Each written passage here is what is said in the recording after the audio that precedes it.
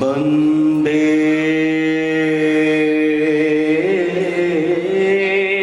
हम श्री गुरु श्री ज्योतपद कमलम श्री गुरुं वैष्णवांश्च श्री साग्रजातं सहगण रघुनाथान्वितं स्वां सजीवं साद्वैतं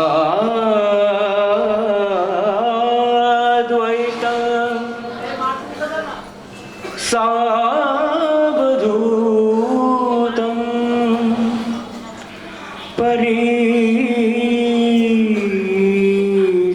सहितं श्री कृष्ण चैतन्य देवं श्री राधा कृष्ण पादान् सहगण ललिता विशाखान्वितांश्च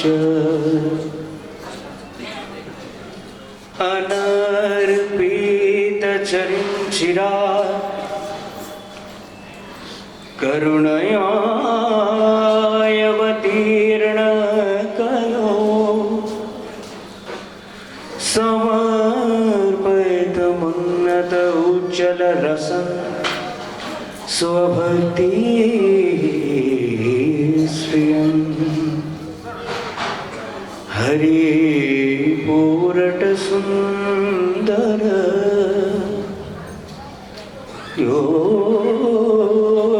कदम वसंदे पिता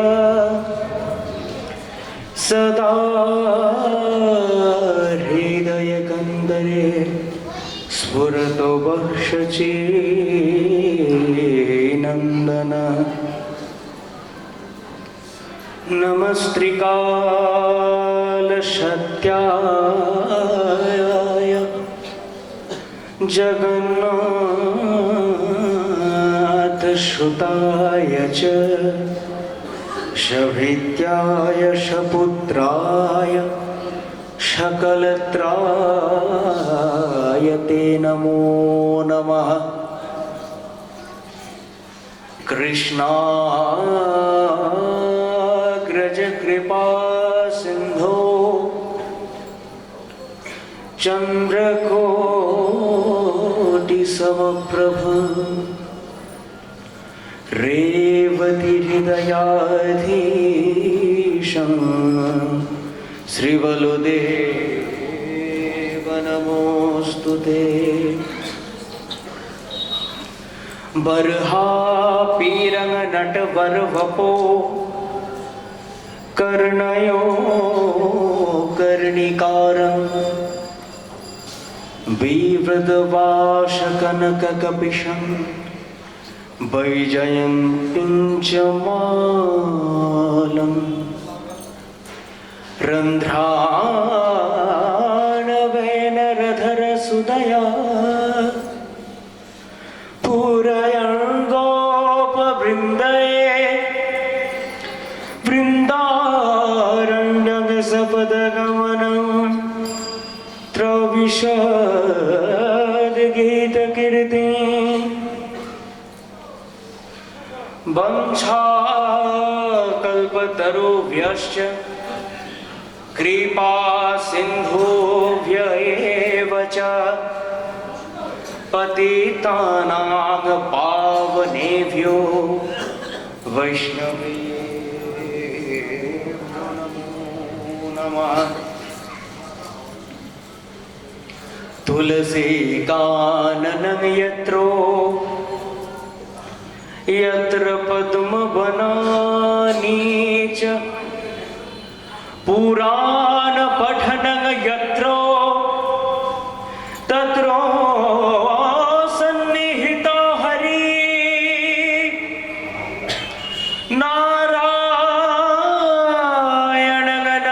नमस्कृत्य नरं चैव नरोत्तमं देवीं सरस्वतीं व्यासं ततो जयमुदीरये या प्रप्रयन्त मनुपेतमपेतकृत्यं द्वैपायन विरह कातरो जुहावा पुत्रेति तन्मयतया तरवो विनेदो स्वं सर्वभूतहृदयं मुनिमानतोऽस्मि।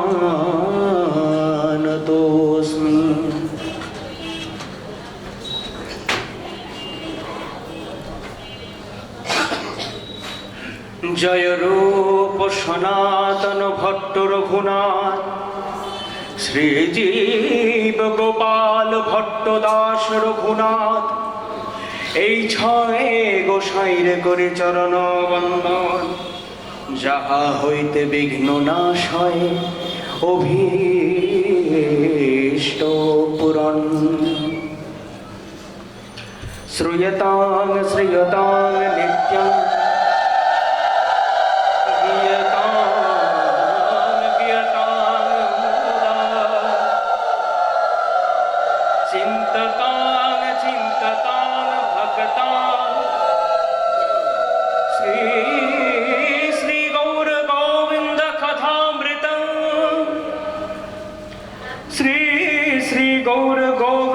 कथामृतम श्रूयता श्री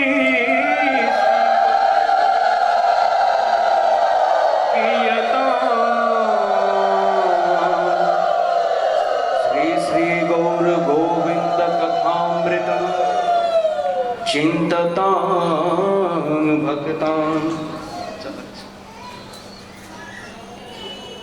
भक्त गोष्ठी सहिते आमार प्राण गौर गोविंद जय जय শুনিলে আমার প্রাণ গৌর গোবিন্দ কথা ভক্তি অবশ্য লব্ধ হয়।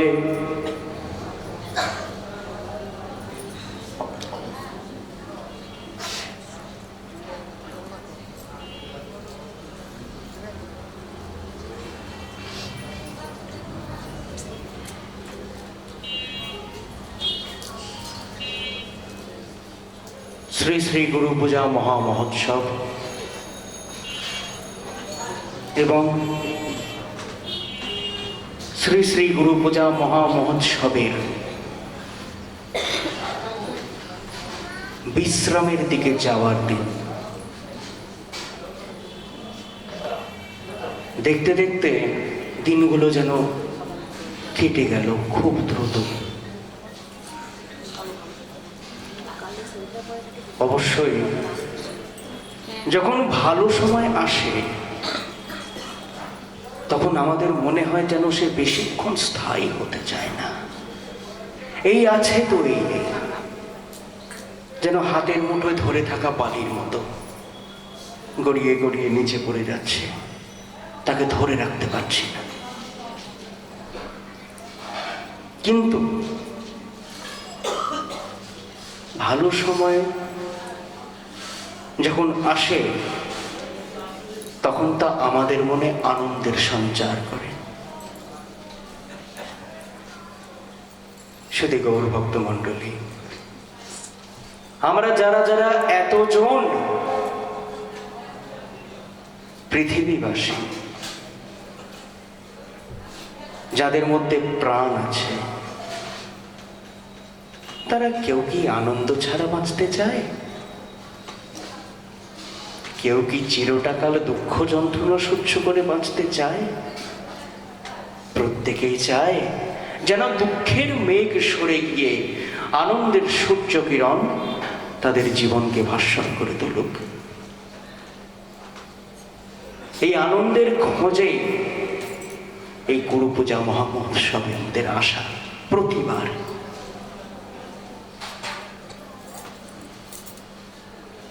কেন? দেখুন, আপনাদের মধ্যে ধরুন কারোর এক প্রকার ব্যাধি হলো,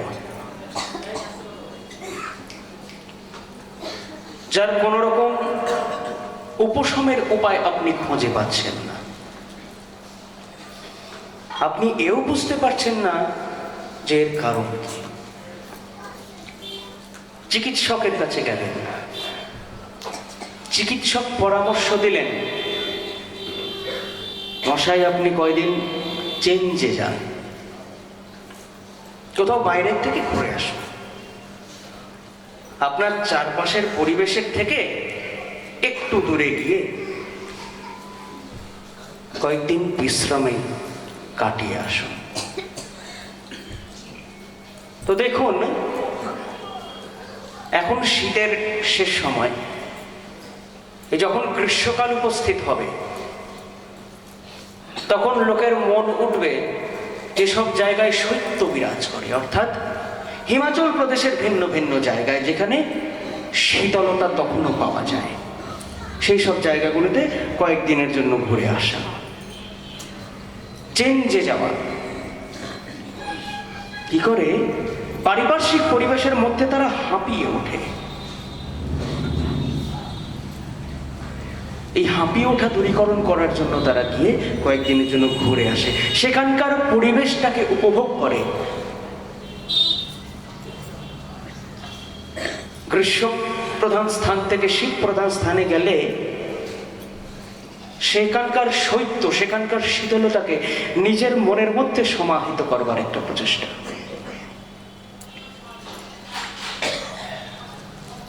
আমাদের অবস্থাও কিন্তু সেই রকম। গুরুবাষ্টকে বলছেন, সংসার দাবা নল লীঢ় লোক ত্রাণায়। কি জন্য ছুটে আসি আমরা? সংসারের দাবানলের আগুন থেকে বাঁচবার জন্য, গুরু গৌর গোবিন্দ পদের শীতলতায় নিজেদেরকে জুড়াতে,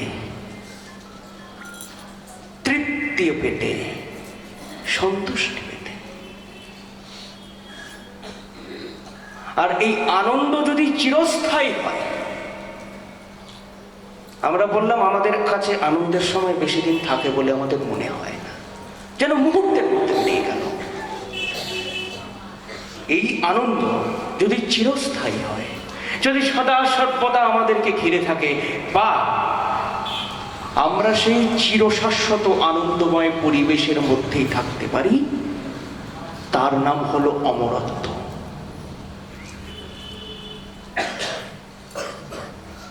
আর যে ওই আনন্দের উৎস সন্ধান করতে গিয়ে সফল হয়, সেই হয় অমর। গতকাল এই অমৃতের কথা এসেছিল, অমৃতত্ব লাভের আশার কথা এসেছিল, ইচ্ছার কথা এসেছিল। কে চেয়েছিলেন অমৃত হতে, অমর হতে? মৈত্রেয়ী চেয়েছিলেন। কেন?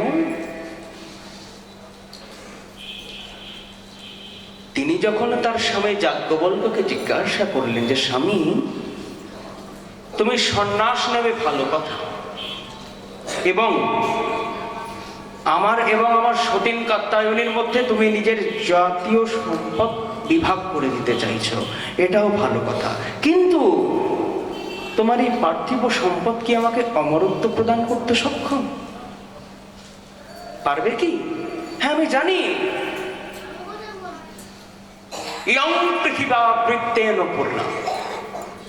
পৃথিবীতে যা কিছু আছে,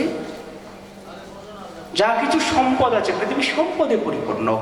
শস্য সম্পদ, জল সম্পদ, বৃক্ষ সম্পদ, স্বর্ণ রৌপ্যাদি ধাতু সম্পদ, সমুদ্রের গর্ভে থাকা রত্ন তারাও সম্পদ। সমস্ত পৃথিবী তো সম্পদে পরিপূর্ণ, কিন্তু এই সম্পদ কি আমাকে অমরত্ব প্রদান করতে সক্ষম? আমাকে পরম আনন্দ লাভ করার উপায় খোঁজাতে সক্ষম? যজ্ঞবল্ক্য বলছেন না দেবী, তা হয় না। দেখো, এই সম্পদ পেলে কি হয়, আমরা ধনী হয়ে যাই, সম্পদশালী হয়ে যাই, আমাদের কোনো অভাব থাকে না। তো যারা যারা ধনী ব্যক্তিরা আছেন পৃথিবীতে, তোমার জীবনটাও তাদের মতো ভোগে পরিপূর্ণ হয়ে উঠবে, তোমার কোনো কিছুর অভাব থাকবে না। মৈত্রী জিজ্ঞাসা করলেন, সত্যি কি? সত্যিই কোনো কিছুর অভাব থাকবে না? বললেন, না, একটা অভাব থাকবে। কি স্বামী? বলছেন, যথৈব উপকরণবতাং জীবিতং তথৈব জীবিতং স্যাৎ। উপকরণ বলতে সম্পদ আদির কথা বলছেন, আর উপকরণ বতাং বলছেন সম্পদশালী ব্যক্তির উদ্দেশ্যে। তো ওই ধনী ব্যক্তিরা যেরকম ভাবে জীবিত থাকে, তুমিও সেরকম ভাবে জীবিত থাকবে। কিন্তু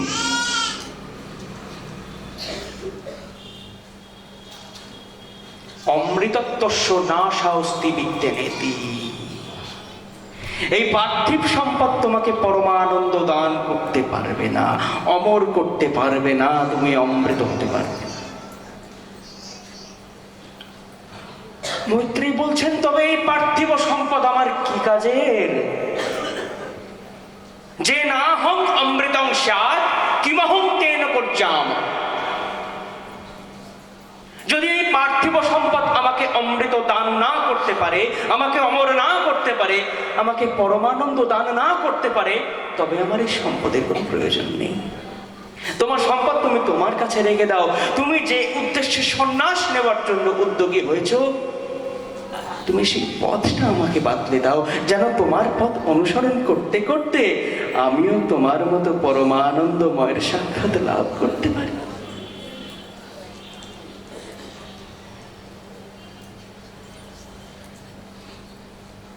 গতকাল আমরা যে কথা সাধন করছিলাম, যে প্রসঙ্গে অমৃতের প্রসঙ্গ এলো, অমৃতত্ব লাভের প্রসঙ্গ এলো,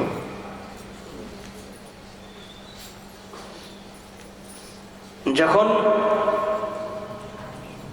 তত্ত্ব জিজ্ঞাসু নচিকেতা তত্ত্বজ্ঞ যমরাজের কাছে জিজ্ঞাসা করলেন, গোবিন্দ প্রাপ্তি কিভাবে করা যায়? গোবিন্দ প্রাপ্তির যে উপায়, যে জ্ঞান, তখন যখন যিনি জানতে চাইলেন, যম কিন্তু পরীক্ষা নিচ্ছেন। দেখুন, আমরা যারা যারা আছি মায়াবদ্ধ জীব, তারা কিন্তু প্রত্যেকেই বিষয় পরিপূর্ণ। তাই তত্ত্ব জিজ্ঞাসু হতে গেলে বা তত্ত্বজ্ঞান লাভ করতে গেলে ওই বিষয়ের আসক্তিটিকে বাবা ত্যাগ করতে হবে। একটি ছোট্ট দৃষ্টান্ত দিয়ে কেন ত্যাগ করতে হবে? বলছেন, এক গ্রামে এক জ্ঞানী সাধু এসেছেন এবং সেই গ্রামের প্রত্যেক ব্যক্তি সেই সাধুর কাছে প্রত্যেক দিন গিয়ে বসে থাকেন, তত্ত্ব কথা শুনেন, হরি কথা শুনেন, কৃষ্ণ কথা শুনেন এবং আনন্দ পরিপূর্ণ চিত্তে তারা গৃহে ফিরে যান। আবার পরের দিন আসেন, আবার গৃহে ফিরে যান। এই করে একদিন, দুদিন, 3 দিন গেছে। 3 দিনের দিন গ্রামের জমিদার এসেছেন তত্ত্ব উপদেশ শ্রবণ করবার জন্য।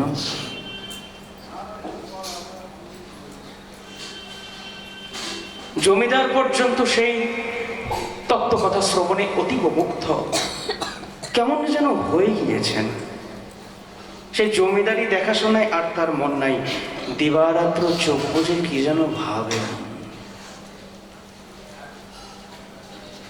একটা অন্য মাত্রায় পৌঁছে গিয়েছেন তার চিন্তা ভাবনা। তার ছেলে সেটা দেখতে পেয়েছে, আর এই ছেলে হচ্ছে পিতার ধনসম্পদে গর্বিত। পৃথিবীতে এমন কয়েকজন ব্যক্তি থাকে না, তারা নিজের ক্ষমতা প্রদর্শনের জন্য নিজের পিতৃকুলের পরিচয় দেখায়। ব্যাখ্যায় গেলাম না, প্রত্যেকেই হয়তো বুঝতে পেরেছেন। তো সেই ধনগর্বী জমিদার তনয় ভাবলেন এবারে বাবার জমিদারির ভার আমায় নিতে হবে। বাবা বিভাগী হয়ে গেছে। বাবার কাছে গেলেন, বাবা জমিদারি থেকে এবার রিটায়ার নাও, তুমি আর নিজের মধ্যে নেই। এই জমিদারিতে তোমার রাজ্যে কি কি হচ্ছে কোনো হিসেব নেই, খাজনা জমা পড়ছে না কয়েকদিন ধরে। বলে কি হবে বাবা খাজনা দিয়ে, কি হবে বা খাজনা নিয়ে, যখন যাব সেই তো খালি হাতে যাব। জমিদার পুত্র রেগে গেছেন, বলো বাবা তোমার এই মতিভ্রম হলো কবে থেকে বলো তো, এইসব কথা বলছো তুমি, তুমি না জমিদার?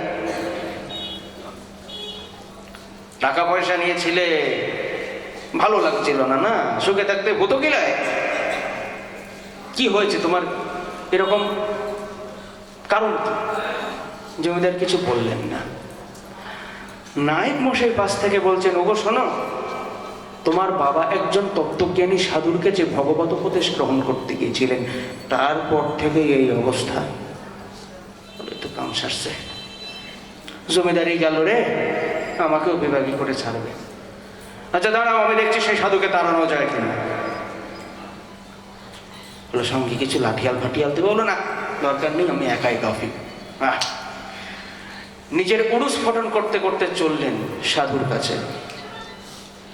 মনে মনে ভাবছেন এ সাধু নিশ্চয়ই বেটা ফেরে পাচ্ছে,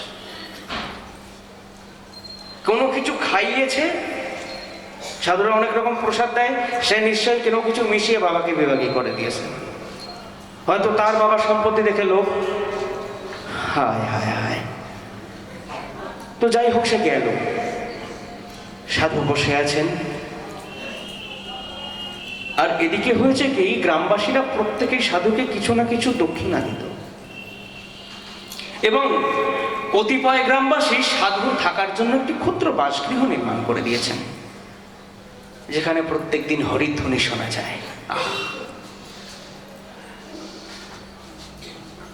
তো জমিদার পুত্র গিয়েছেন সাধুর কাছে, সাধু তুমি নাকি লোকেদের তত্ত্ব কথা বলে বেড়াচ্ছ, আমাকে দুই চার কথা শোনাও তো দেখি। সাধু দেখা মাত্র বুঝতে পেরে গিয়েছেন ট্রিটমেন্ট দরকার। মনে মনে বলছেন, দাঁড়াও তোমার ট্রিটমেন্ট আমি করছি, তোমার ট্রিটমেন্ট দরকার, দাঁড়াও। সাধু হাত জোর করে উঠে দাঁড়িয়েছেন, আহা ঘরে অতিথি এসেছে রে, বসতে দে। আর কে আছিস, এক কেটলি চা করে নিয়ে এত দেখি। অতিথি এসছে, অতিথি তো নারায়ণ, অতিথি এসছে, অতিথির সেবা করি। চায়ের কাপ প্লেট জমিদার পুত্রের হাতে ধরা, আর সাধু কি করছেন, কেটলি থেকে চা ঢালছেন, ঢেলেই যাচ্ছেন, ঢেলেই যাচ্ছেন, ঢেলেই যাচ্ছেন।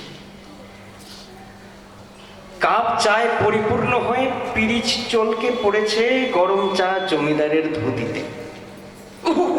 বাবা, গরম চা ফেলে দিলেন আপনি, আপনি কি কানা দেখতে পাচ্ছেন না? কাপে অলরেডি চা পরিপূর্ণ আছে, আপনি ঢেলে যাচ্ছেন।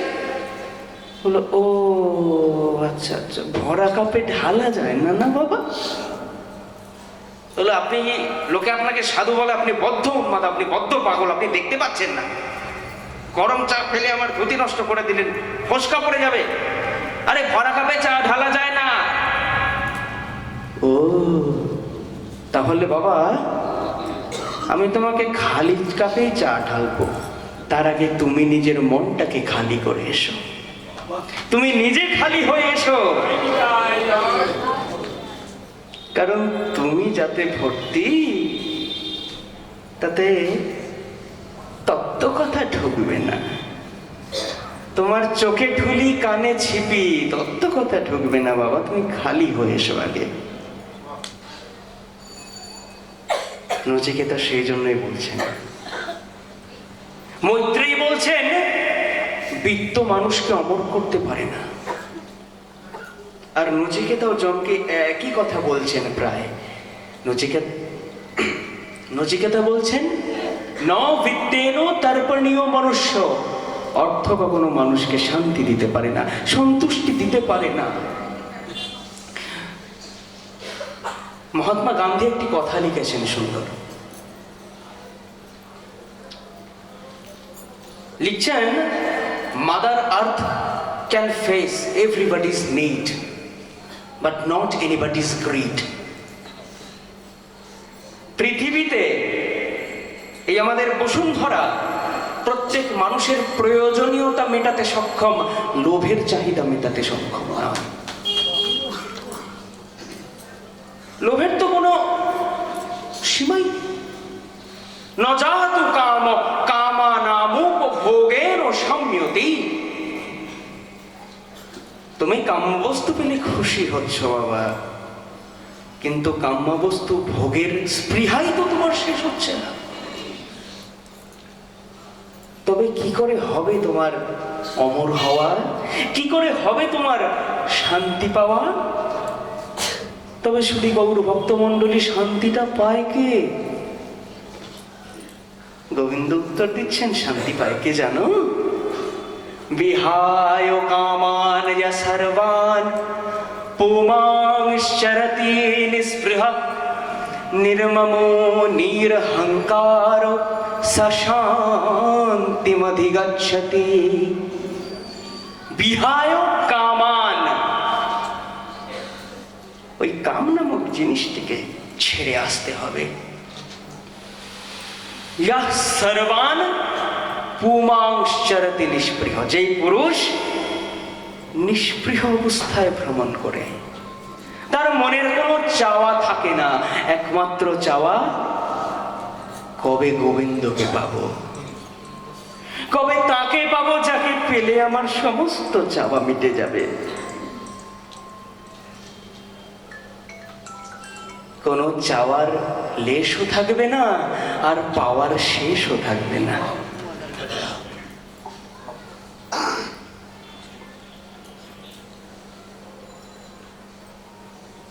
যমরাজ খুব খুশি হয়েছেন নচিকেতার এই কথা শুনে, যে বাহ, শিষ্য হওয়া উচিত তোমার মতো, যার কিনা ভেতর থেকে বৈরাগ্য আসবে, কারোর কথায় প্রলুব্ধ হয়ে নয়। কিন্তু যমরাজ পরীক্ষা নিচ্ছেন কেন? তত্ত্ব জিজ্ঞাসু শিষ্য দেখলেই কি তত্ত্ব কথা বর্ষণ করা যায়? আপনারা মনে মনে ভাবুন, আকাশে কালো মেঘের জমা মাত্রই কি বৃষ্টিপাত হতে শুরু করে? হয় না। প্রথমে কি হয়? দুটি কালো মেঘ একে অপরের সংস্পর্শে আসে, গর্জন হয়, বিদ্যুৎ প্রভার সৃষ্টি হয়, যে অন্ধকারকে দূরীভূত করে, আর তারপর ঝমঝম ঝমঝম ঝমঝম শব্দে বৃষ্টি নেমে শুষ্ক পৃথিবীকে সুজলা সুফলা শস্য শ্যামলা করে তোলে। তাই মনের মরুভূমির শুষ্কতার জন্য তেমনি মেঘ জমা আবশ্যক, মেঘের সমীপে আসা আবশ্যক, গর্জন বিদ্যুৎ প্রভা সৃষ্টি আবশ্যক, তবেই তো কৃষ্ণ কর্ণামৃত প্রবেশ করবে।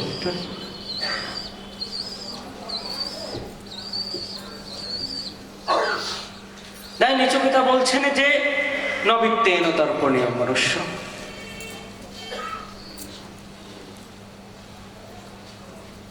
যমরাজ ওইতে খুশি হলেন, বলে ঠিক আছে, এবার তবে মূল জায়গায় আসে, তোমার জিজ্ঞাসার আজ অবসান। যমরাজ বলছেন, নচিকেতা দেখো, এই জগতে মানুষের কাছে কিন্তু দুটি পথ খোলা আছে। কি পথ?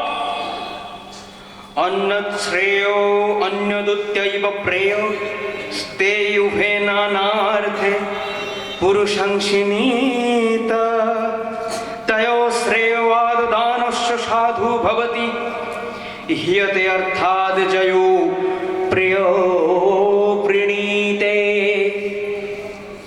দুটি পথ খোলা আছে মানুষের কাছে, আর দুটিকে নিয়েই মানুষ চলে। কি কি? একটি হলো শ্রেয়, অপরটি প্রেয়। প্রথমে আমরা প্রেয়র কথায় আসি। আমরা প্রেয় বলতে কি বুঝি? নিজেদের আমরা বুঝি এই জগতে যারা যারা আমাদের প্রিয় তারা তারাই আমাদের প্রিয়। সে ব্যক্তি হোক, বস্তু হোক, যাই হোক না কেন। কিন্তু এদের মধ্যে তফাৎ আছে। প্রিয়টি কি ক্ষণিকের ভালো লাগা, তারপরেই মন্দ লাগার শুরু। কিরকম? ধরুন আপনি পথ দিয়ে হেঁটে চলেছেন, উদ্দেশ্য কি? ট্রেন ধরবেন, অফিসে যাবেন। ঠিক আছে, ট্রেন ধরবেন, অফিসে যাবেন, তার জন্য দ্রুত গতিতে হেঁটে চলেছেন। যেতে যেতে যেতে যেতে ঘ্রাণে গেল, কোথায় যেন গরম গরম কচুরি ভাজছে না? হ্যাঁ, আশেপাশে মিষ্টির দোকান আছে বলে মনে হচ্ছে। কত বাজে? ও বাবা, অনেক সময় আছে, একটু উদারপট্টি করে যাই। বাড়িতে গিন্নি প্রত্যেক দিনের রুটি আর পেঁপে সেদ্ধ ভালো লাগে না, মানুষে খায় ওগুলো। যাই, চলে গেলেন মিষ্টির দোকানে। ও ভাই, শোনো, এক প্লেট কচুরি দিয়ে তো, ভালো ভালো গরম গরম। আর তরকারি ঠিক আছে তো? বাসি টাসি নয় তো? দিও, লাগলে আরো চাইবো, দেওয়ার সময় কার্পণ্য করবে না। ভাজো ভাজো ভাজো, তাড়াতাড়ি ভাজো। দোকানদার দেখলো, বাবা বৌনি হচ্ছে, প্রথম কাস্টমার, আসুন না, আসুন, বসুন বসুন, এই কচুরি দাও। শুরু হলো খাওয়া। একটা খেলেন, দুটো খেলেন, তিনটে, চারটে, পাঁচটা, ছটা, সাতটা, আটটা, ওরে বাবা রে বাবা। তারপর খেয়ে কি করলেন? ও ভাই, নলেন গোলের মাখা সন্দেশ আছে না, দাও তো 250। খেলেন, মুখ টুক ধুয়ে ঢক ঢক ঢক ঢক করে জল খেলেন, উদর তৃপ্ত। আবার হাঁটতে শুরু করলেন, গান গাইতে গাইতে। আহা, কি আনন্দ, কচুরি খেয়েছি, গিন্নিকে বলবো না বাড়িতে। জামাই দেখে নিলেন কচুরির তরকারি দাগ ফাগ রেখেছি না। গান গাইতে গাইতে স্টেশনের দিকে যাচ্ছেন, পথে যেতে যেতে ব্যাস শুরু হয়ে গেল অ্যাকশন। পেটের মধ্যে মোচড় দিচ্ছে, 8খানা কচুরি ওইটুকু পেটের মধ্যে ঢুকে পরস্পরের মধ্যে ঝগড়া বাঁধিয়ে দিয়েছে। পেটে মোচড় দিচ্ছে, বুঝতে পেরে গিয়েছেন যে ওভারডোজ হয়ে গিয়েছে, হালকা হওয়া দরকার। কিন্তু আশেপাশে তো কোথাও শৌচালয় নাই। এ তো কি মুশকিল ভগবান! কটা বাজে? আর মাত্র 5 মিনিট বাকি। সেই শৌচালয় খুঁজতে আবার গেলেন মিষ্টির দোকানের পাশেই শৌচালয়। ওই পেটে হাত বোলাতে বোলাতে আবার গেলেন। এবার ছুট, আর হাঁটা নয়, ছুট। বলি বাবা গো, শীতের মধ্যে, ও বাবা, কাজ সারলেন। এই কাজ সেরে যখন আপনি আবার স্টেশনে ঘামতে ঘামতে এরকম করে পৌঁছালেন, দেখলেন ট্রেন কতক্ষণে হুশ। তো যমরাজ বলছেন, মানুষের অবস্থা কিন্তু এরকমই। তার খিদে আছে, মনের খিদে। এই মনের খিদেটাই হচ্ছে লোভ, এই মনের খিদেটাই হচ্ছে কাম। ভোগ করতে করতে করতে করতে জ্বালা যন্ত্রণা ক্লিষ্ট হওয়ার সময় দেখব আমাদের ট্রেন কখন বেরিয়ে গিয়েছে। তখন হাপিত্তেশ করে বসা ছাড়া আমাদের আর কোনো কাজ নেই।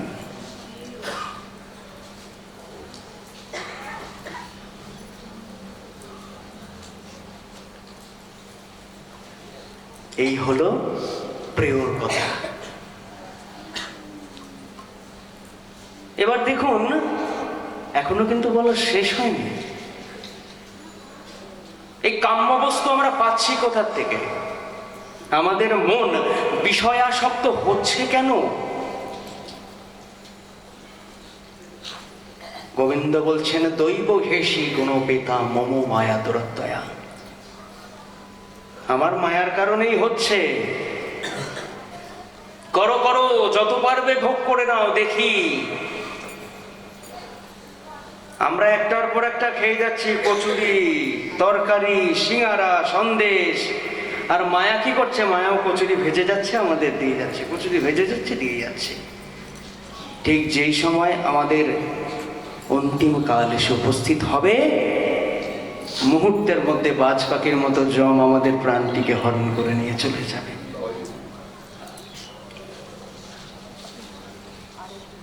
গোবিন্দর তো এতে বড় দুঃখ। বলছে হ্যাঁ, আমি কিনা বানালাম আমার সন্তানদের আমাকে ভজনা করবার জন্য, কিন্তু তারা কি করলো? আমাকে ভুলে গেল।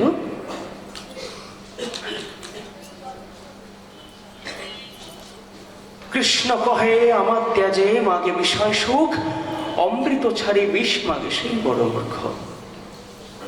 আমি তো বিজ্ঞ, সেই মূর্খে বিষয় কেন দিব? তবে কি দেবে গো ঠাকুর? বলে কি দেব? সচরণামৃত দিয়া বিষয় ভোলাইয়া। গোবিন্দ কি করে দিচ্ছেন নিজের চরণ? ওই যে শ্রেয় এবং প্রিয়র কথা বললাম, বিদ্যের কথা বললাম, আরেকটি কাহিনী বলি।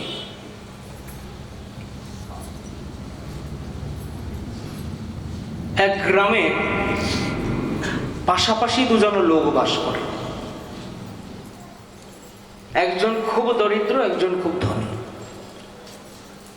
খুব দরিদ্র মানে একেবারেই যে হত দরিদ্র দুরবস্থা তা নয়, আছে কিছু কিছু আছে, কিন্তু মনে শান্তি নেই।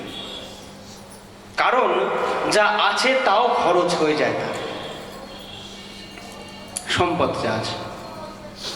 মনে মনে ভগবানের উপর খুব রাগ, কৃষ্ণের উপর খুব রাগ। আকাশের দিকে তাকায় আর বলে, হ্যারে কেষ্টা, তুই বলছিস সব তোর খেলা, লোকে তোর এত জয় জয়কার করে, তুই নাকি জগৎ বানিয়েছিস, তুই নাকি আমাদের বানিয়েছিস,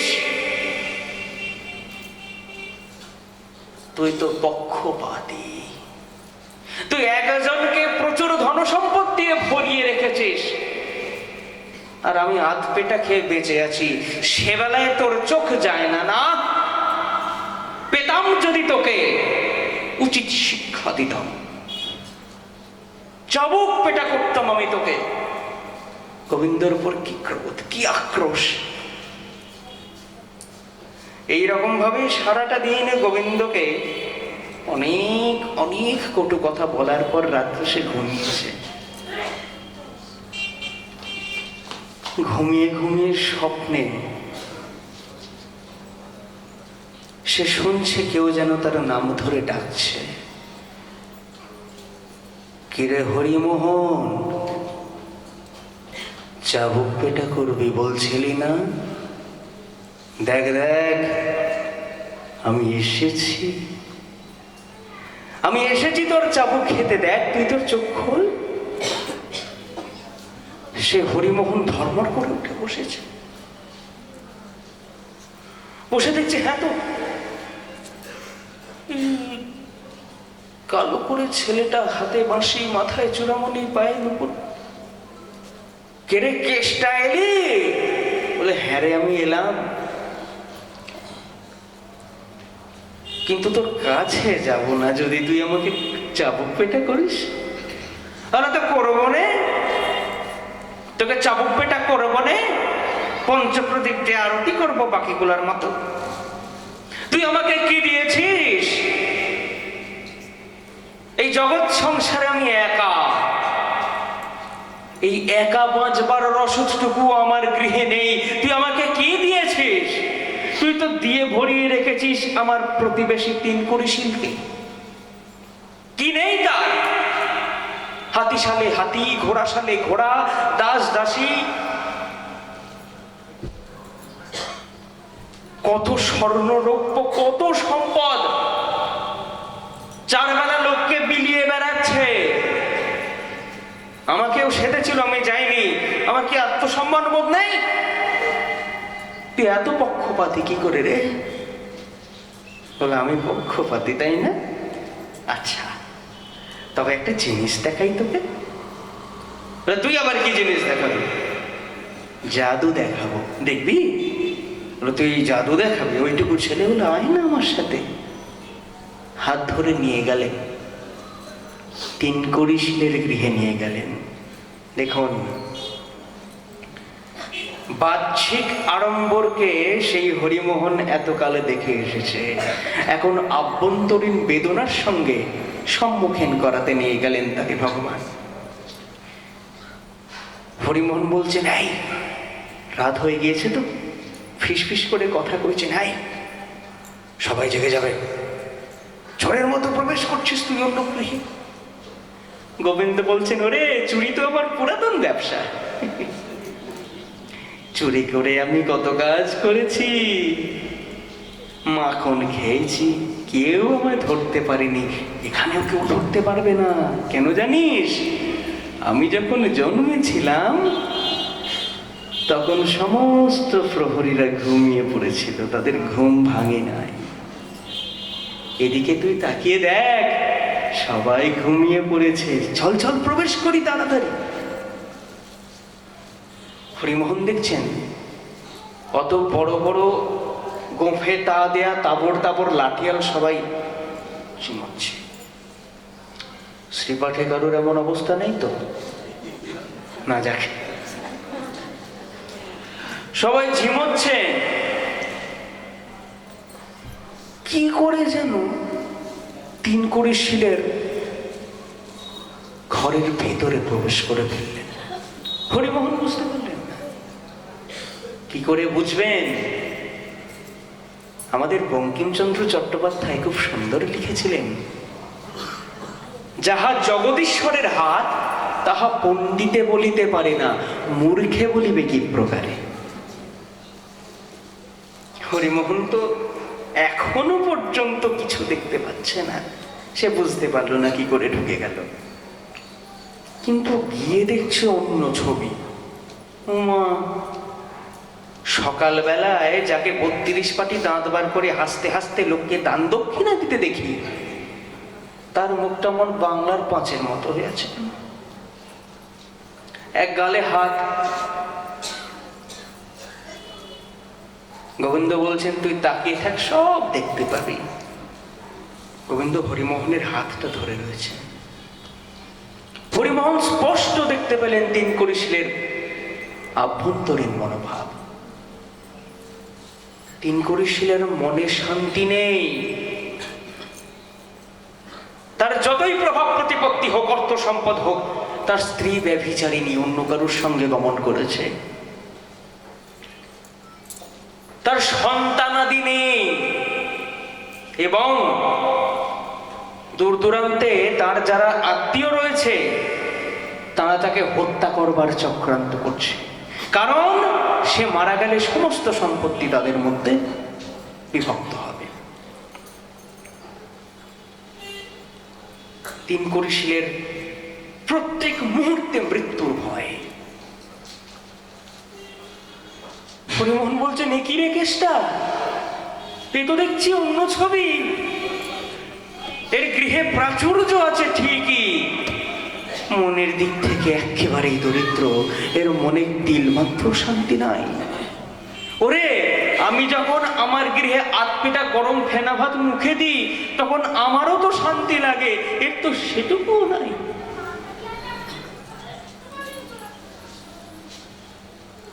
এই যারা যারা অর্থশালী, বিত্তশালী, প্রভাবশালী লোক, শীর্ষেন্দু মুখোপাধ্যায় লিখছেন, একটা উপন্যাসে লিখছেন যে, দাদা জানেন তো, 2টি লোকের মধ্যে কথোপকথন হচ্ছে, যে দাদা জানেন তো ওই লোকটা একেবারেই গরিব। বলেন কি গরিব? বলে হ্যাঁ, যাচ্ছে তাই রকমের গরিব, লোকটা টাকা ছাড়া কিচ্ছু নাই। এই হচ্ছে অবস্থা বিত্তশালী লোকেদের। তো হরিমোহনের কপালে চিন্তার ভাঁজ। তবে হ্যাঁ রে, এ যদি অর্থশালী লোকে সুখ না পায়, তবে প্রকৃত সুখীকে জগৎ সংসারে তুই তো ভারী নিষ্ঠুর, সবাইকেই কাঁদাস, হ্যাঁ, সবাইকে দুঃখ যন্ত্রণায় দিয়ে মুড়ে রেখেছিস, কারোর প্রতি তোর ভালোবাসা নেই রেখেস না। দাঁড়া দাঁড়া দাঁড়া দাঁড়া, এক ছবি দেখিয়েছি, এবার আরেকটি ছবি দেখাই তোকে, চল। তার আগে চোখ বোঝ। হরিমোহন চোখ বুঝলেন, আর যেই চোখ খুলেছেন চমকে উঠলেন। এ কোথায় এসে পড়েছেন? এ তো এক বিস্তীর্ণ অরণ্য, আর তার সামনে ওটা কি হো বাবা গো? বাঘ বসে আছে, বাঘের পিছনে একটা বট গাছ, আর সেই বট গাছের তলায় বসে ধ্যান করছেন একজন সাধু, ক্ষুধায় পিপাসায় ক্লিষ্ট শরীর, পরনে একটি ছেঁড়া ন্যাকড়ার মতো পোশাক, কিন্তু কোনো দিকে তার হুঁশ নাই। সে মনে মনে কার যেন ধ্যান করে চলেছে।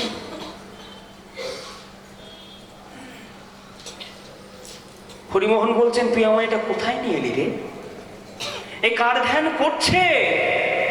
দেখে তো সাধু বলেই মনে হচ্ছে। হ্যাঁ রে, তুই না সাধুদের বড় ভালোবাসিস? এরাও তোর কষ্ট থেকে রেহাই পায় না রে? বলে, পায় কিনা দেখবি, এর প্রকৃতপক্ষে কষ্ট আছে কিনা দেখবি। তুই তো বাইরের থেকে বিচার করতে শিখেছিস, ঘটে তোর কিচ্ছু নাই। ওরে, নারিকেলের শক্ত খলস দেখে তাকে বিচার করতে নেই, তাকে ভাঙতে হয়। দাঁড়া, ভেঙে দেখায়। গোবিন্দ কি করলেন? বাঘের দিকে দৃষ্টি নিক্ষেপ করলেন, আর গোবিন্দকে দেখা মাত্রই বাঘ কি করলো? ভূমির মধ্যে জোরে চপেটাঘাত করল, আর সেই মাটিতে পিঁপড়ে বাসা করেছিল। বাসা ভেঙে গিয়েছে, তাই পিঁপড়েরা কি করছে? পিলপিল পিলপিল করে বেরিয়ে আসতে লাগলো, আর সামনে দেখেছে সেই সাধু বসে। সাধুর গায়ে উঠে সাধুকে দংশন করতে লাগলো। হরিমোহন এবার রেগে গায়ে বলে, ওরে, এ তুই কি করছিস? এই সাধু একে কি কষ্ট কম পেয়েছে যে তুই একে আবার কষ্ট দিচ্ছিস? গোবিন্দ রেগে গিয়ে বলছে, না চুপ কর, সামনের দিকে তাকা, আগে দেখ কি হচ্ছে। হরিমোহন দেখছেন কোথায় যন্ত্রণা। সাধুর মুখের হাসি খেলে যাচ্ছে, আস্তে আস্তে সে হাসি চওড়া হচ্ছে। সাধুর স্থির দেহ ধীরে ধীরে কাঁপতে শুরু করেছে। হরিমোহন আবার চোখ বুঝলেন, দেখছেন যতবারই পিঁপড়ে তাকে দংশন করছে, সেই গোবিন্দের চরণ কমলের স্পর্শানন্দ অনুভূত হচ্ছে তার শরীরে। আর যতবারই পিঁপড়ে তাকে কামড়াচ্ছে, সাধু দুহাত তুলে হা কৃষ্ণ হা কৃষ্ণ হা কৃষ্ণ বলে চিৎকার করে উঠছে আনন্দে। চোখ দিয়ে দরদর করে জলের ধারা। বলছে, ওরে, পিঁপড়ের কামড় নয়, এটা তোর ভালোবাসা। যে ভালোবাসার আশায় আমি এত কাল বসেছিলাম, তুই এলি, তুই এলি, শেষ পর্যন্ত তুই এলি। পিঁপড়ের কামড়ে পর্যন্ত যন্ত্রণা না পেয়ে সে পরম সুখ অনুভব করছে, তা সাধারণ মানুষের পক্ষে অনুধাবন করা সম্ভব নয়, উপলব্ধি করা সম্ভব নয়।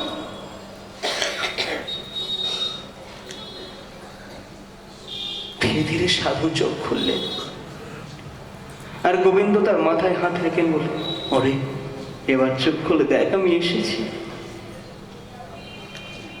তখন হরিমোহন এক নাট্যচিত্রের সাক্ষী হয়ে রইল। গোবিন্দ বললেন, ওরে, তুই উপসী বলে আমিও উপসী, দেখ তোর জন্য কত খাবার এনেছি, দেখ। মাটির দিকে হাত ছোঁয়াতে মাটি ফুঁড়ে নানা রকম ভোজ্য পদার্থ সামনে ভেসে উঠল, আর গোবিন্দ আর সেই সাধু সেই খাবার কাড়াকাড়ি করে খেলেন। হরিমোহন সাক্ষী রইল এক অপরূপ ভক্ত ভগবানের সম্পর্কে। হরিমোহন বলল যে তুই আমার চোখ খুলে দিলি রে, তুই আমার চোখ খুলে দিলি। ওরে তুই এ কি করলি, তুই কত বড় জাদুকর, আমি তার প্রমাণ পেয়ে গেছি। এই জগৎ সেই সুখী নয় যে জাগতিক বস্তুকে পেয়েছে, এই জগতে সেই সুখী যে সর্বশান্ত হয়েও তোকে পেতে ক্লান্ত হয় নাই। সতী গৌর ভক্ত মন্ডলী, এর থেকে আমরা কি শিক্ষা পাই? কি করে আসবে কেষ্টা যদি না থাকে তাকে পাওয়ার চেষ্টা, যদি না থাকে তার অমৃত কথা আস্বাদনের তেষ্টা। তাই কেষ্টাকে পাওয়ার জন্য তেষ্টা এবং চেষ্টার দুটোরই প্রয়োজন।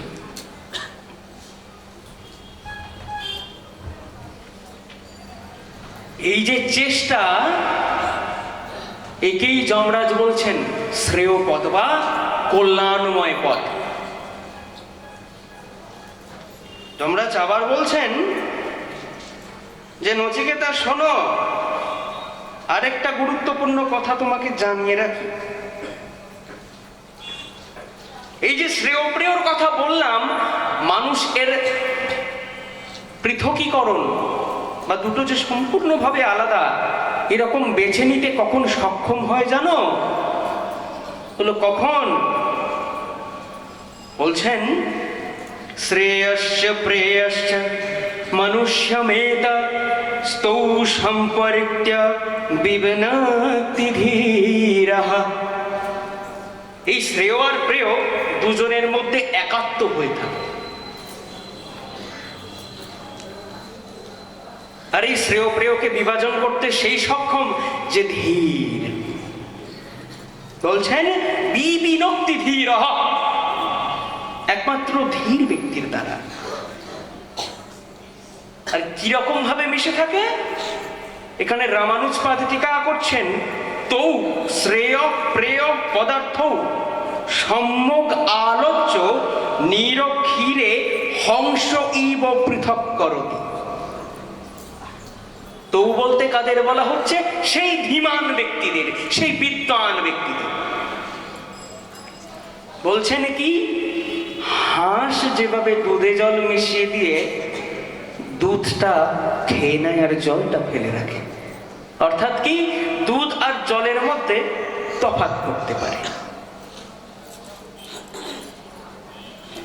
আমরা অনেকেই হয়তো শুনে আছি বা জানি যে হাঁস কি করে, হাঁসের সামনে যদি আপনি দুধের মধ্যে জল মিশিয়ে বাটি করে খেতে দেন, হাঁস দুধটি চুপচুপ করে খেয়ে নেবে, জলটা পড়ে থাকবে। আর কারোর পক্ষে সেটা করা সম্ভব নয়। হাঁসের কথা এলো কেন? শুধু গৌর ভক্ত মণ্ডলী, হাঁস কার বাহন?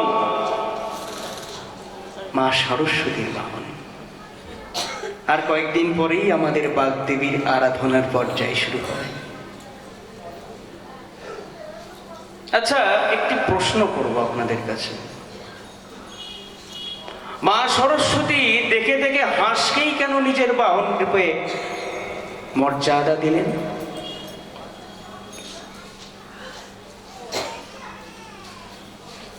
মা সরস্বতীর বাহন হাঁস, কিন্তু কেন?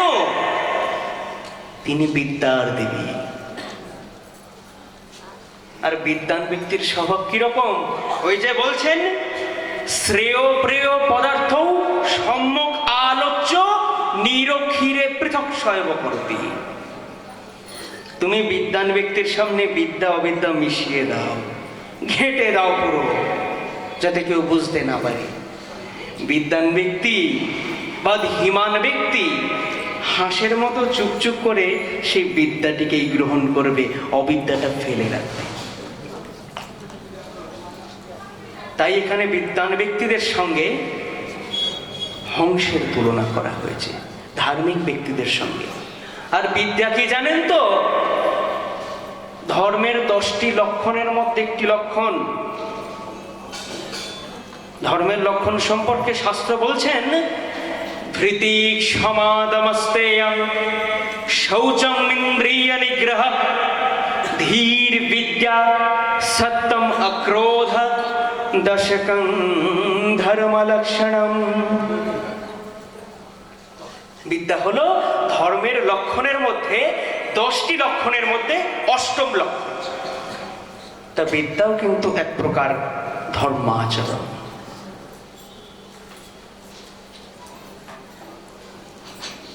আর পূর্বদিন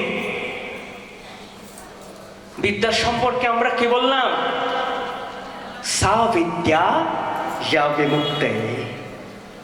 বিদ্যা সেই যে ব্যক্তিকে জড়জাগতিক বন্ধন থেকে, মায়ার বাঁধন থেকে, বিষয়ের আসক্তি থেকে মুক্ত করে দেয়।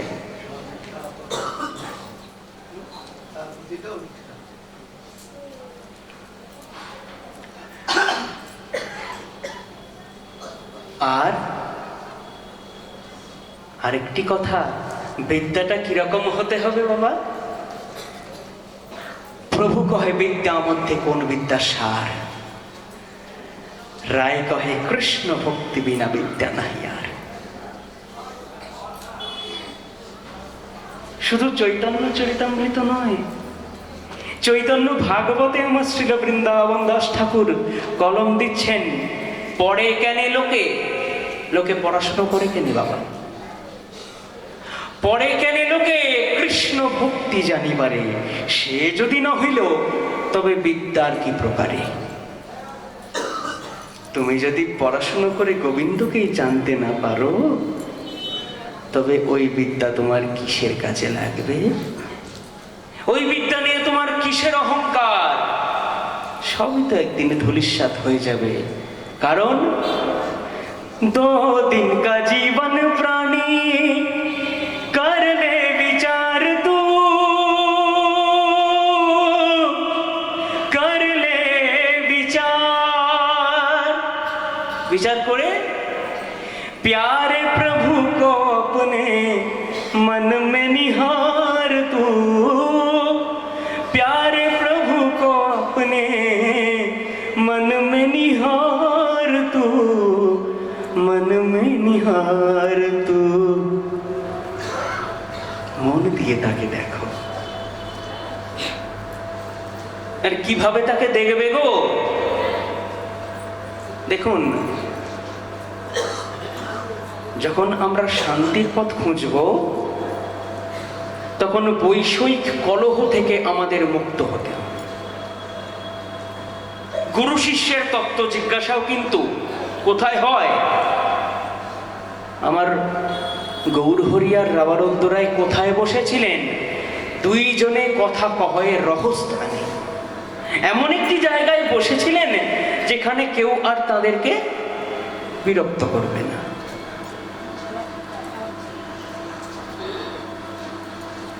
তাতে তত্ত্ব জিজ্ঞাসুতি ব্যক্তিদের পক্ষে সুবিধা হয়।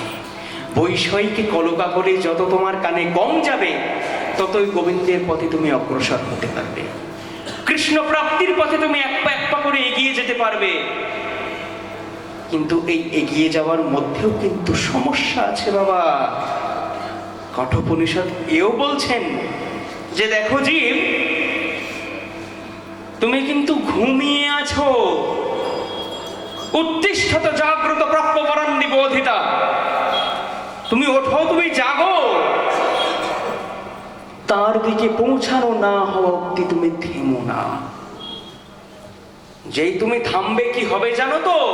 ক্ষুরস্য ধারা নিশিতা দুরত্বয়া দুর্গম পথস্তৎ কবয়ো বদন্তি। মুনি ঋষিরা বলছেন পথ কিন্তু অতি ক্ষুরধার।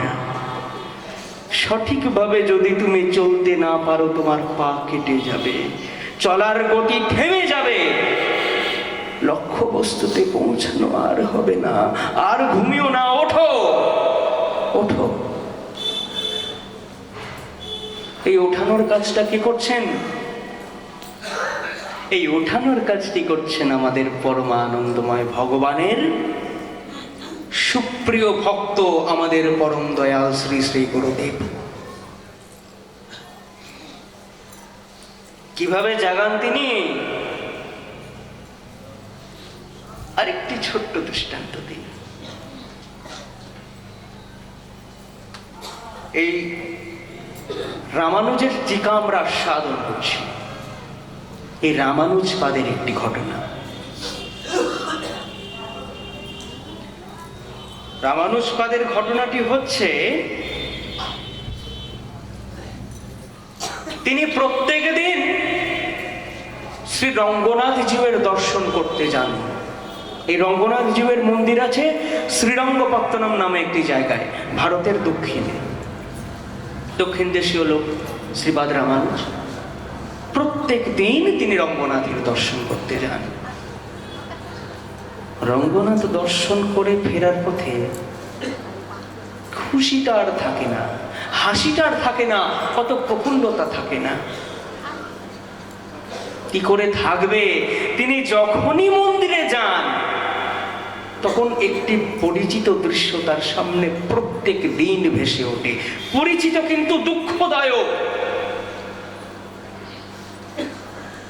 কি হয় সেখানে?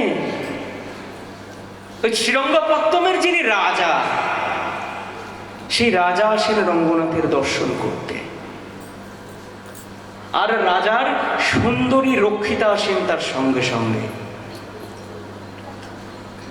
আর একজন যুবক প্রত্যেক দিন ওই একই সময় মন্দিরে আসে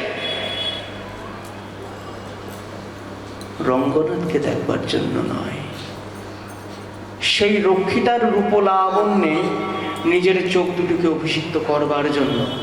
সেটা সে মনে করে, সে ওই রক্ষিতার প্রেমে উন্মাদ প্রায়।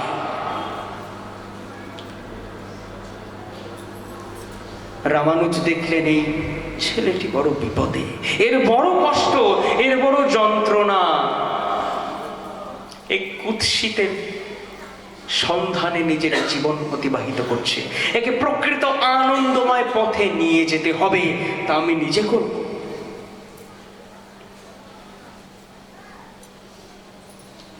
তো কি হয়েছে? রামানুজ পাঠটাকে ডেকেছেন, ওই শোনো, ও যুবক এদিকে এসো।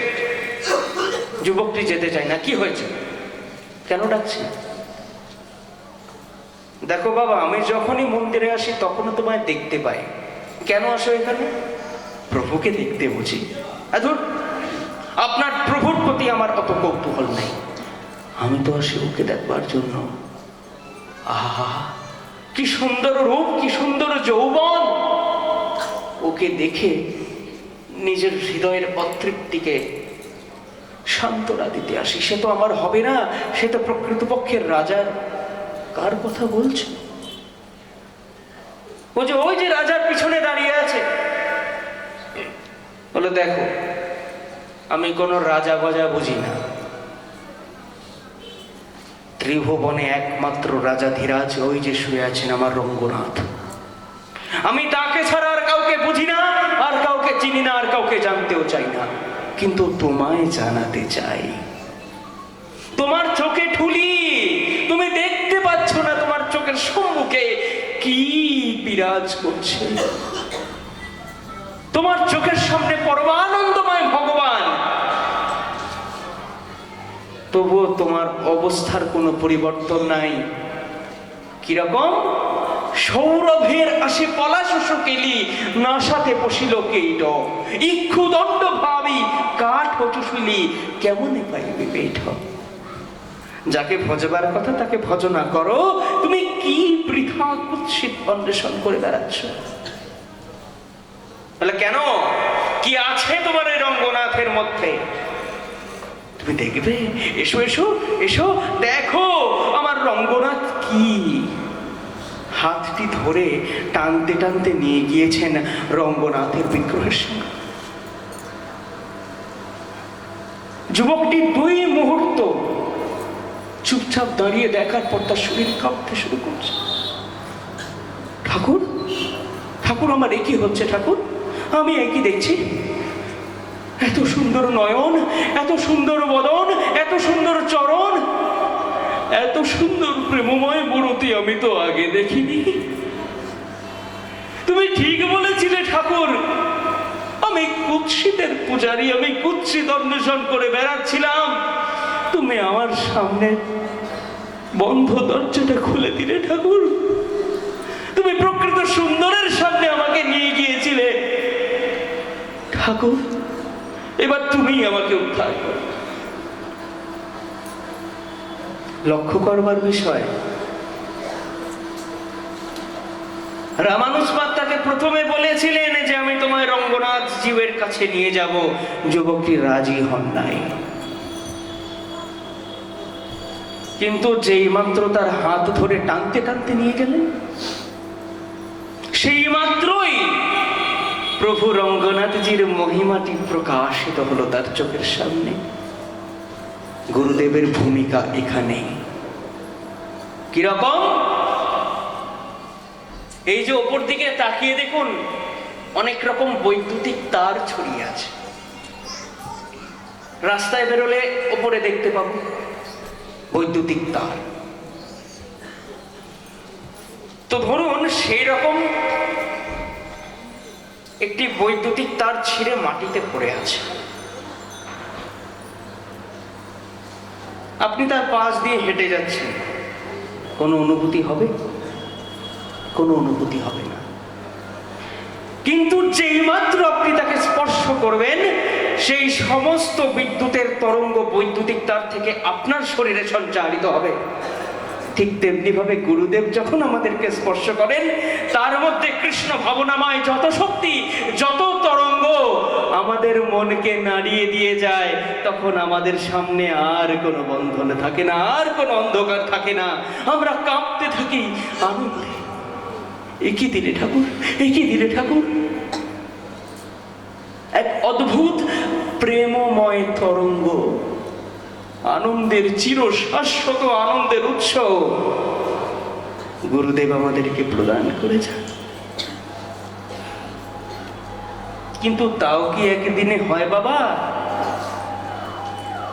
দেখুন, সময়ের দিকে খেয়াল নেই, কিছু সময় এখনো বাকি আছে। ততক্ষণে আরেকটু আলোচনা করা যাক। আমি বুঝতে পারছি যে সবাই খুব চেটে ফুটে সেটি খাচ্ছেন। এক্ষেত্রে বলে রাখি, শ্রীপাঠে আসার আগে সেই তরঙ্গ কিন্তু গুরুদেব আমার মধ্যে অলরেডি সঞ্চারিত করে দিয়েছেন। ওই যে বলেছিলাম, চন্দ্রিমার যে নিজস্ব আলো থাকে, চাঁদের যে নিজস্ব আলো থাকে বলে আমরা জানি, সেটা চাঁদের নয়, সূর্যের আলো। আর চাঁদকে সেই আলো কখনো সূর্যের থেকে ভিক্ষা করতে হয় না বাবা। সূর্যের উপস্থিতি এমন, যখন দিন থাকে তো থাকে, যখন রাত হয়ে যায় তখন সে নিজের কিরণের একাংশ চাঁদের মধ্যে সঞ্চারিত করে। আর চাঁদ সমস্ত পৃথিবীকে তা দিয়ে আলোয় ভরিয়ে রাখে, জ্যোৎস্নায় ভরিয়ে রাখে, শীতলতায় ভরিয়ে রাখে।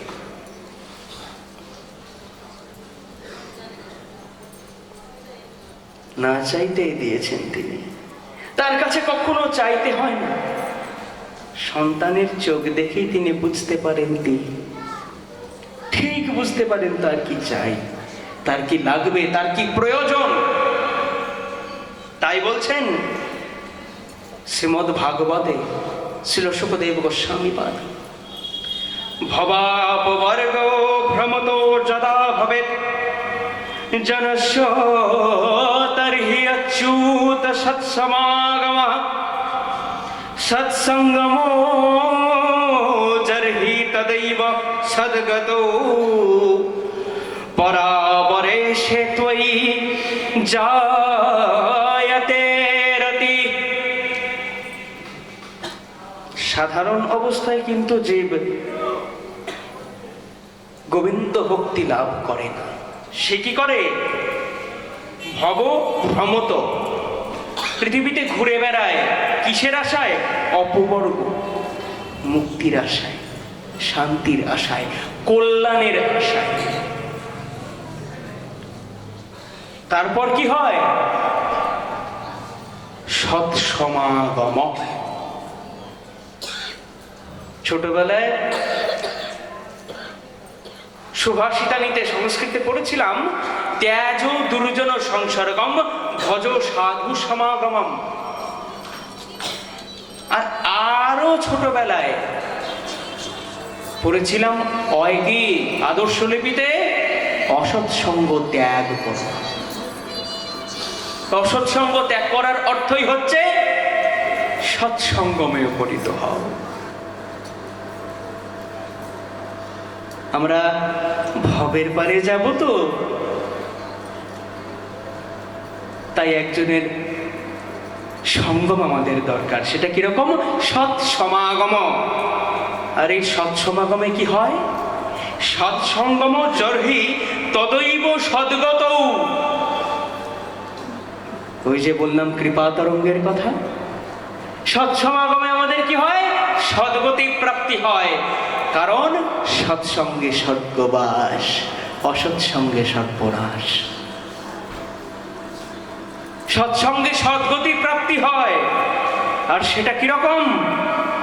তর্হি অচ্যুত পরাপরে সে তুই জায়তে রতি। পরাবর বলতে এখানে বলছেন শাশ্বত ঈশ্বর গোবিন্দ। সেই গোবিন্দের প্রতি আমাদের রতি উপজয়। ব্রহ্মাণ্ড ভ্রমিতে কোনো ভাগ্যবান জীব গুরু কৃষ্ণ প্রসাদে পায় ভক্তিলতা বীজ। আর ব্রহ্মাণ্ড যখন ভ্রমণ করি আমরা, যখন আমরা মায়ার আচ্ছাদনে আচ্ছাদিত থাকি, তখন আমাদের অবস্থাটা কি হয়? বলছেন পিশাচি পাইলে যেন মতিচ্ছন্ন হয়, মায়াগ্রস্ত জীবের হয় সে ভাবুদয়। কভু রাজা কভু প্রজা, কভু বিপ্রশূদ্র, কভু সুখী কভু দুঃখী, কভু কীট ক্ষুদ্র। এই রূপ সংসারে ভ্রমিতে কোন জন, সাধু সঙ্গে নিজ তত্ত্ব অবগত হন। সাধু সঙ্গে নিজ তত্ত্ব অবগত হন।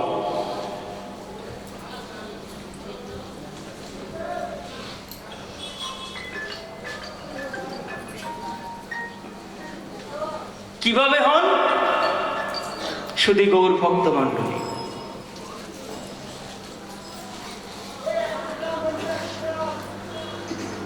পরমহংস রামকৃষ্ণদেবের একটি কথা বলছেন, একটি মাঠে একপাল মেষ ঘাস খাচ্ছেন। আর সেই মেষদের শিকার করবার জন্য উঁচু একটা টিলায় দাঁড়িয়ে আছে একজন বাঘিনী।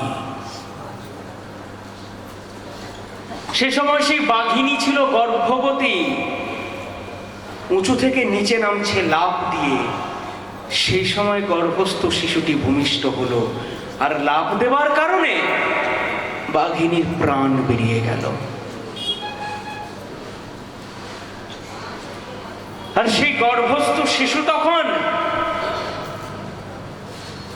ভেড়াদের সাথেই মানুষ হতে লাগলো, মহিষীদের সাথেই, তাদের সাথেই দলে মিশে গেল। তারা সেই মেষের মতো সে ঘাস খায়, মেষের মতো ম্যা ম্যা করে। নিজের তত্ত্ব, নিজের স্বরূপ, প্রকৃতপক্ষে সে নিজে কি তা ভুলে গিয়েছে। তো সেই মেষেদের শিকার করতে এসেছে আরো একজন, অপর একজন বাঘ। সে চারিদিকে নজর রাখছে। এক জায়গায় গিয়ে তার চোখ আটকে গেছে। সে দেখছে ভুল দেখছি না তো, ওটা তো ব্যাঘ্র শিশু।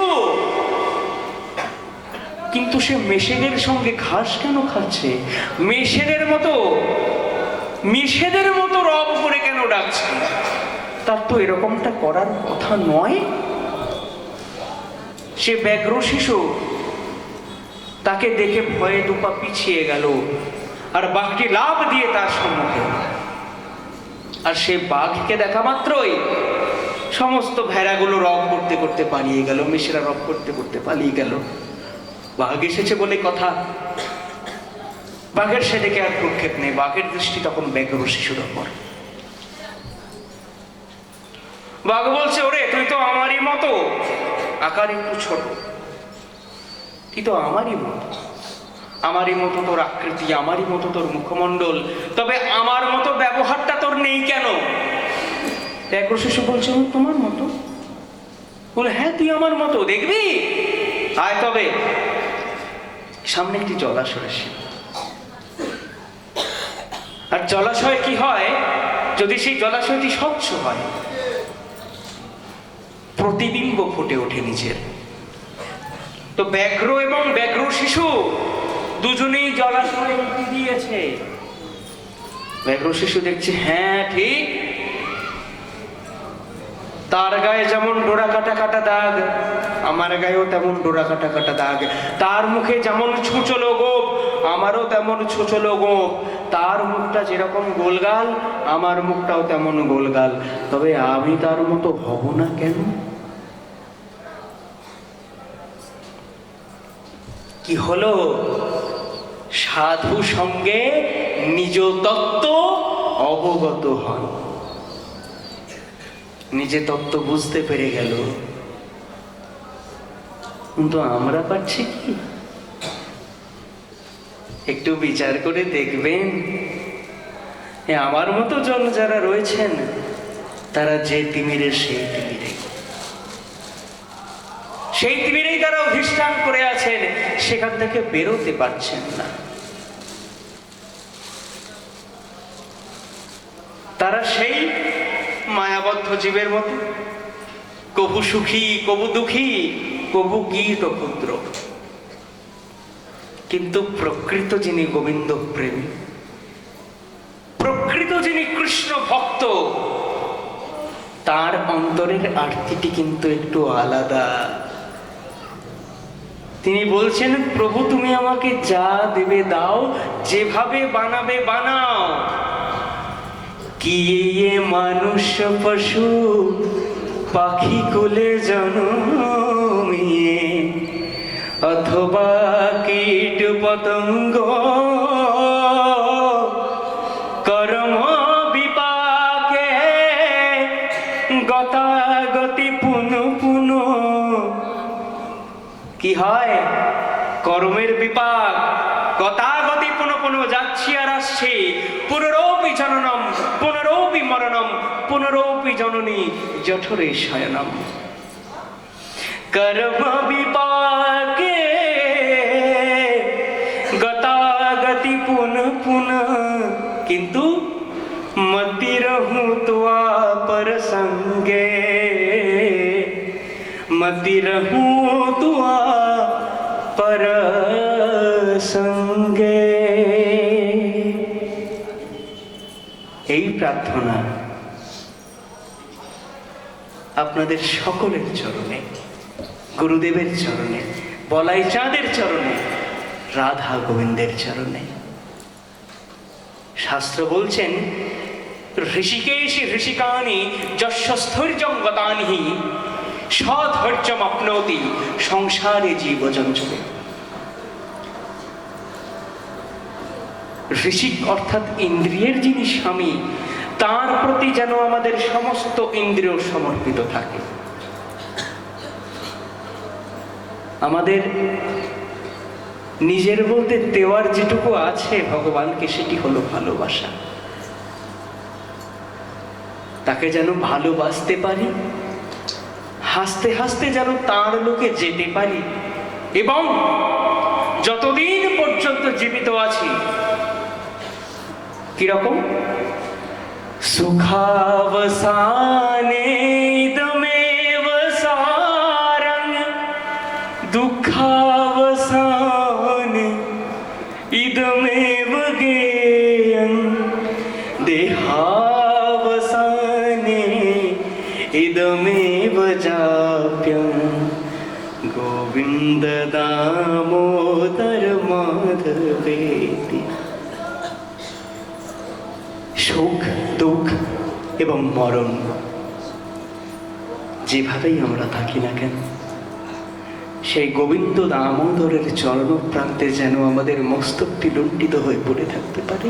তবেই আমাদের মানব জীবনের সার্থকতা, তবেই এই আনন্দ মহামিলন মেলায় সামিল হওয়ার সার্থকতা, তবেই আমাদের গুরু পূজা মহা মহোৎসবের সার্থকতা। আসুন মনে মনে এই প্রতিজ্ঞা করি, যেন বছরের পর বছর নিজ কর্মযজ্ঞে নিজের বিষয়কে পূর্ণ আহুতি দান করে জীবনকে সার্থক করতে পারি। শুধু গৌর ভক্ত মণ্ডলী, আজকের মতো কিংবা এ বৎসরের মতো আমার সেবা কার্যের বিশ্রাম কিন্তু এখানে।